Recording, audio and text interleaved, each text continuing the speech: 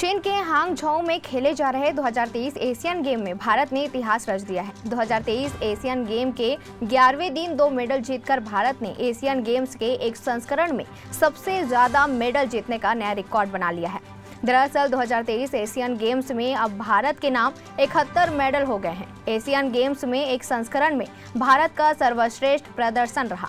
इससे पहले Asian games के एक संस्करण में भारत ने सबसे ज्यादा 70 मेडल जीते थे। भारत ने यह रिकॉर्ड जकार्ता में हुए 2018 एशियाई खेलों में बनाया था। तब भारत ने 16 गोल्ड, 13 सिल्वर और 31 ब्रॉन्ज मेडल जीते थे। 2023 एशियन गेम में अब तक भारत के नाम 16 गोल्ड, 26 सिल्वर मेडल और 29 ब्रॉन्ज मेडल शामिल हैं।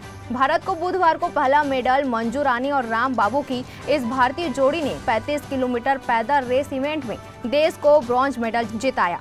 2023 एशियन गेम्स में यह भारत का 70वां पदक था। भारत अब इतिहास रचने के सिर्फ एक कदम दूर था। इसके बाद तीरंदाजी में ओजस देवताले और ज्योति वेन्नम ने कमाल कर दिया। इस जोड़ी ने गोल्ड पर निशाना लगाया। इस एशियन गेम्स में भारत मेडल का शतक लगाकर इतिहास रच सकता है।